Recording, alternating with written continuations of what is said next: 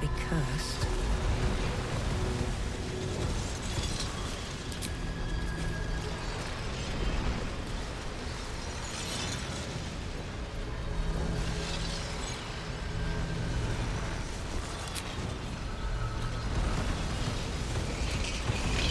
The orb hums with cerebral magic, permeable, impenetrable. Within it, the Githyanki prince is as silent as a corpse, but for the murmur of his powers being siphoned away.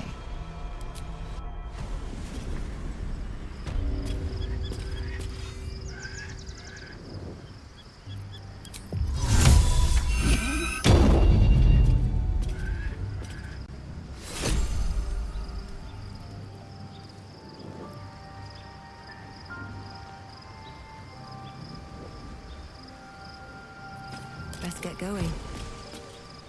So your confidant was a mind flayer all along. Disquieting, to say the least.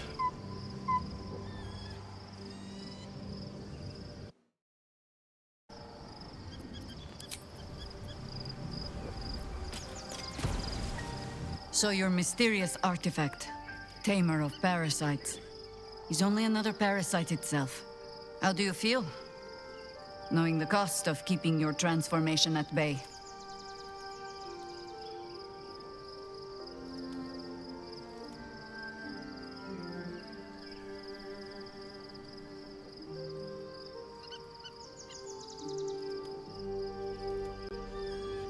Still is, probably.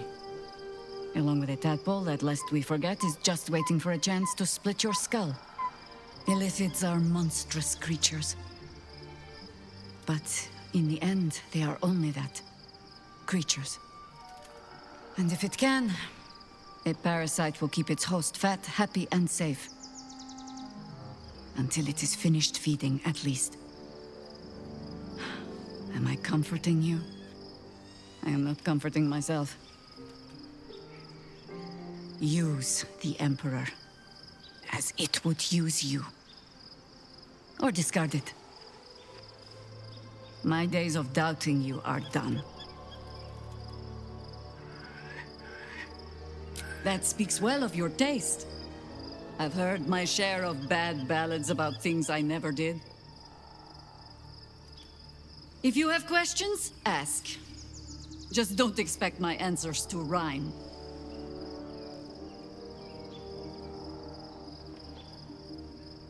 It was Baal alone we faced in our time. And, bad as that was, he had no elder brain for a lapdog then. Help won't come from the history books, or from any old tales I can spin you. This is your story to write.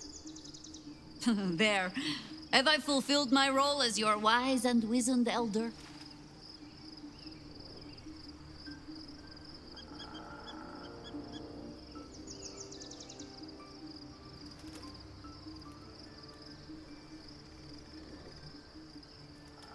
Don't tell me which. Against all life experience, I will choose to assume the best.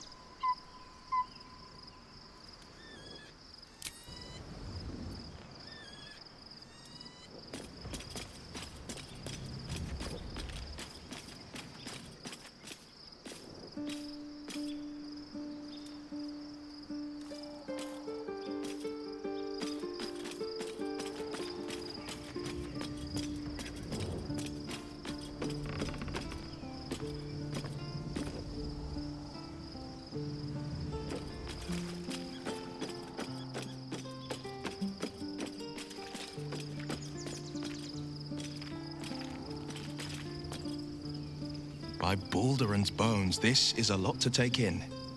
Let's see if I've got this right. 1, we've been carrying a mind flayer around with us this whole time. 2, it's been appearing as someone else in our dreams, cajoling us to embrace our new illithid talents. 3, the mind flayer's been siphoning a Githyanki prisoner's powers to shield us from the Absolute's voice. Did I miss anything?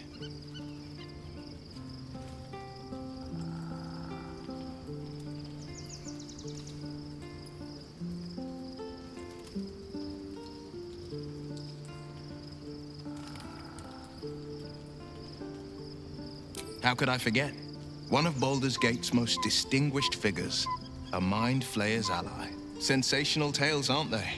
Almost unbelievable. With a narrator so unreliable, how do we tell fact from fiction? I can't pretend I have the answer, but I know the Illithid's right about one thing. It holds our fates in its talons. Until the Absolute falls, there's no getting rid of it.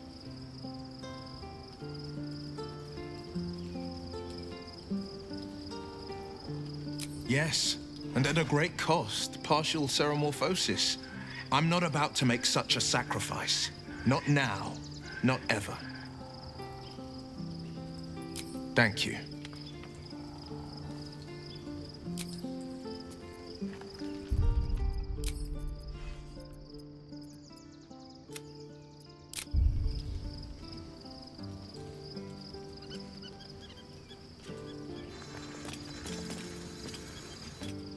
Orpheus, Gith's only son. He lives. It is not the Geich visitor that Vlaakith would destroy and Voss would set free. It is Orpheus, the blood of the mother, the prince of the comet.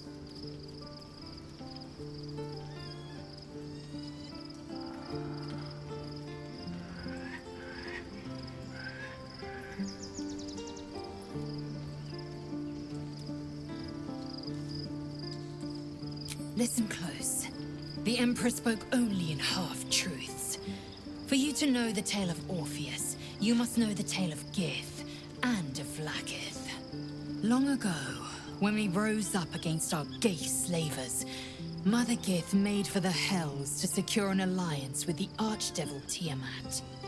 Tiamat gifted the Githyanki our red dragons. Gith remained in the Hells, and Tiamat's envoy proclaimed Vlaakith our ruler. The first Vlaakith of many. It is Vlaakith 157 whom my people now call Queen. Yes. Our current queen has claimed undeath and reigned for 1,000 years.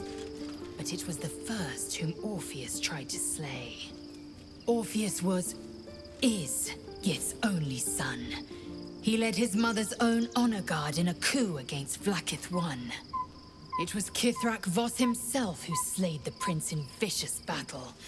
Or so the Varshas teach us.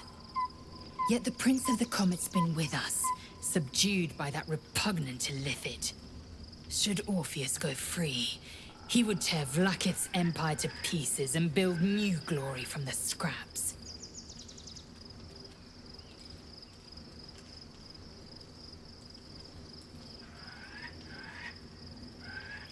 The seed and the sower. Every word Voss spoke, he spoke true. Orpheus is the living proof of the Queen's lies, and the living weapon that conquered our Geich slavers. One word from his lips, and the people would doubt. 2 words, and they would rage. 3 words, and they would bow to the true heir. If the Githyanki are to be free, the Prince of the Comet must lead the way.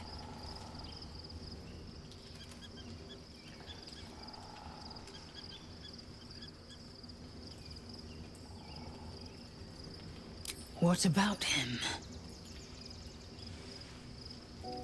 The historical slates describe Orpheus as a fearsome, terrible creature, powerful beyond measure, and enthralled by the Geich. So mad with power, he'd smash through the Githyanki Empire and deliver the shards to his Illithid masters. And glowing with such psionic force that he and his red dragon blazed a trail through the skies. A lethal comet careening towards my people. Lies, of course. Vlaakith spread a false image of Orpheus as monstrous betrayer, and her knights as the butchers who sliced him through. She was right to fear him, I'll grant her that. So great is the comet, it could shatter her reign.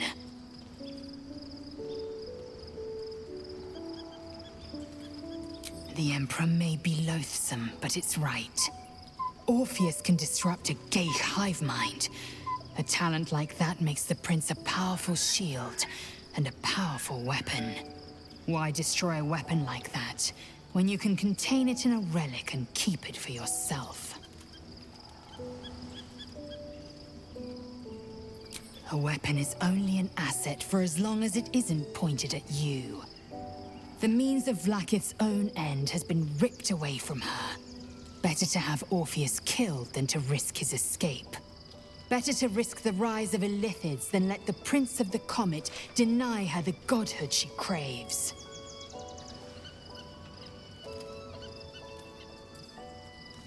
Orpheus is honor guard, loyal to the end. Trapped by Vlaakith in the same prism holding their noble prince, fruitlessly hacking at the sphere that contains him. They see us as Geich, tadpoled husks in the Emperor's thrall. I regret their deaths, but I pledge to live as they perished, in the service of Gith's son.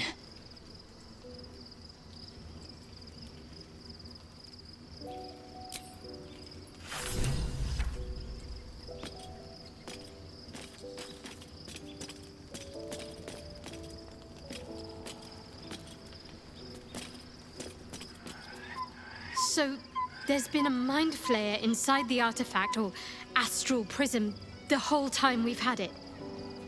Sounds like utter madness, even though I've seen it with my own eyes. The more I learn, the less I understand just why I was sent to retrieve that thing.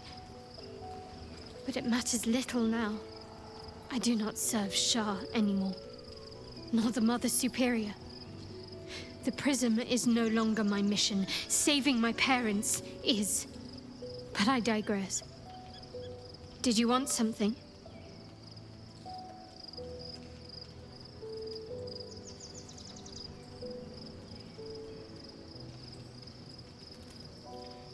More likely it would just put a stop to us. I wanted nothing to do with those Illithid powers before. What makes you think I'd want to jump into an even deeper hole? You know what that offer truly entails, don't you? Become half a mind flayer, lose half of yourself. I don't want that.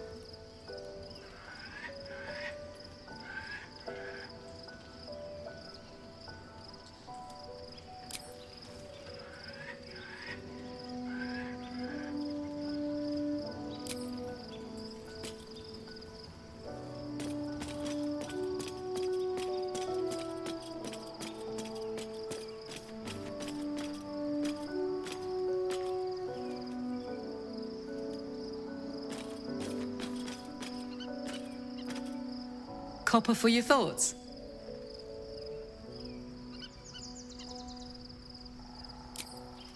Special, tadpole? Bit of a contradiction in terms, don't you think? I don't even want a regular one. You're talking about turning into what? A half squid? Not surprised you haven't tried it yourself yet.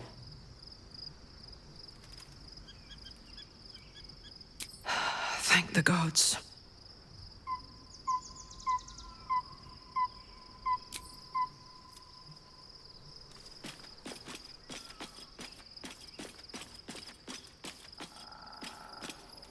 Unnerving though it is, if we are to face an Elder Brain, we could have no better ally than an Illithid.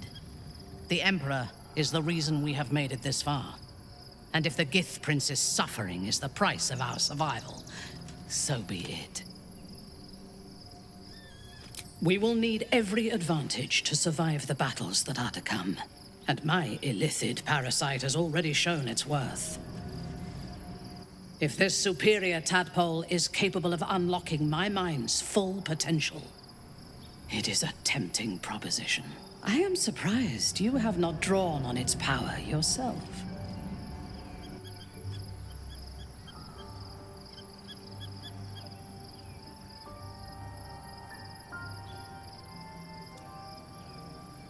As you should. When I am stronger, we are stronger.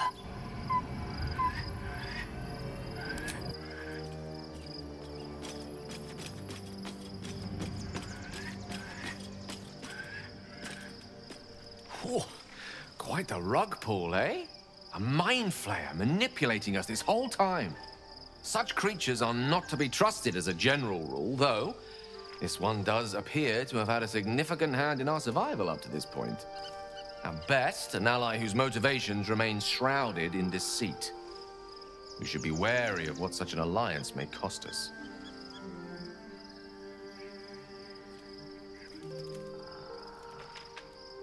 I can only imagine what I could do were I to adopt the biology of a mind flayer. You've not taken this power for yourself, so I can only wonder, why offer it to me?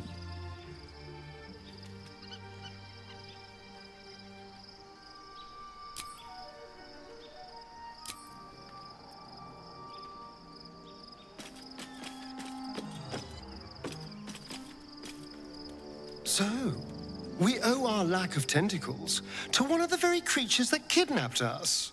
And now it's offering us power if we're willing to evolve.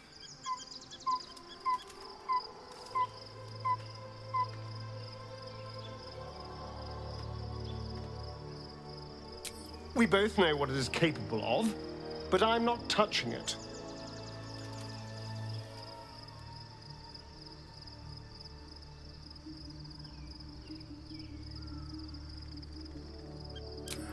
I remember how it hurt when I turned into a vampire.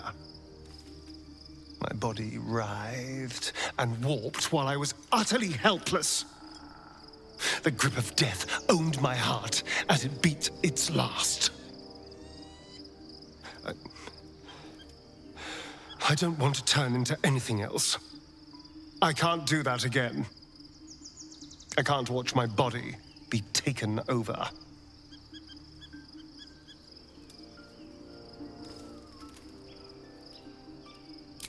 I had nothing for so long. Nothing. Not even my own body. I will not give it up. Now it's mine again.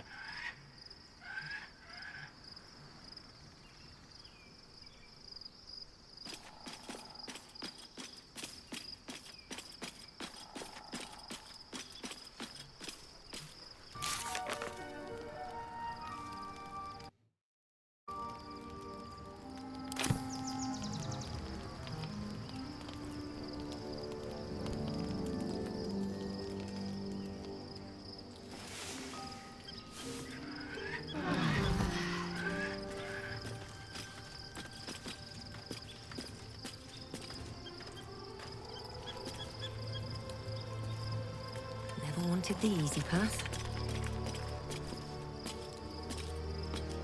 Be honest. What do you think of the new look?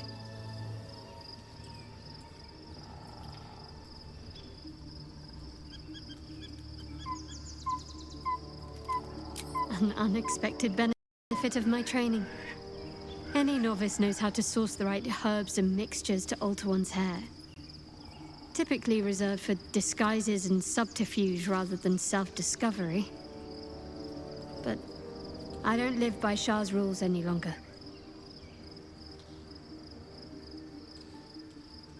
I thought I knew who I was. But I was wrong. I do not belong to Shah. And I do not want to be adorned like one of her puppets any longer. You came to mind as well. I remembered that night when you resisted your impulses, turned away from what was demanded of you. I thought, perhaps, that if you could take a step towards the light, then I could try as well.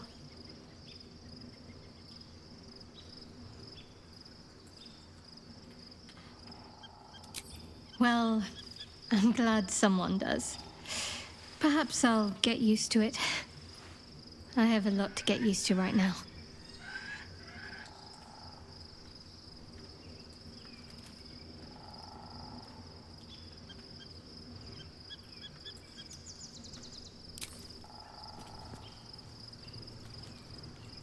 Just what I need. Something is different about Shadowheart. New facial creases, perhaps. A fresh battle scar I hadn't noticed? Bah, it eludes me.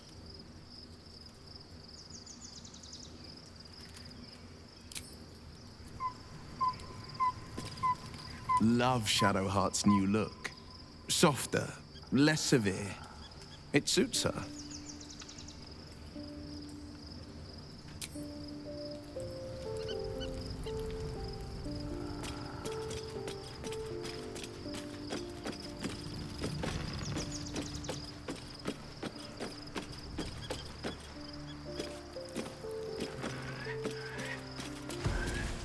I was concerned when I saw Shadowheart creeping about with a blade in the dead of night, but it was just to cut her hair, it seems.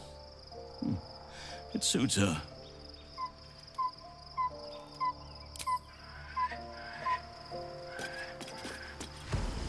Shadowheart walks a little freer of the shadows. She could shave her skull and paint it purple. It would still suit her.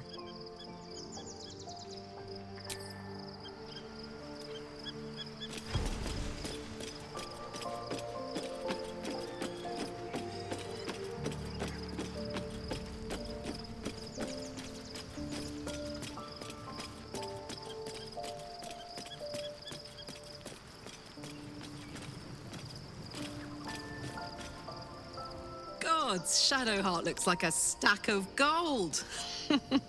Never thought I could get so excited about someone's forehead, but here we are.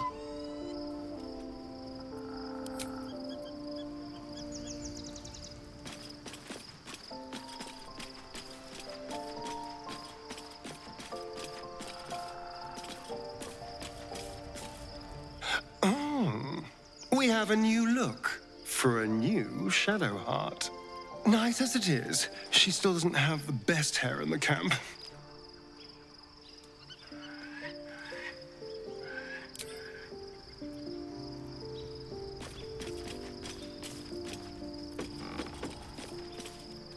There's no more radiant sight than that of someone who's learned to love themselves anew. Shadowed in name, but no longer in spirit. It suits her.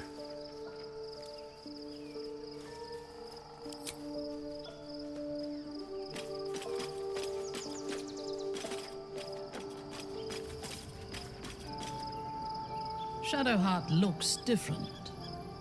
A change of diet, perhaps?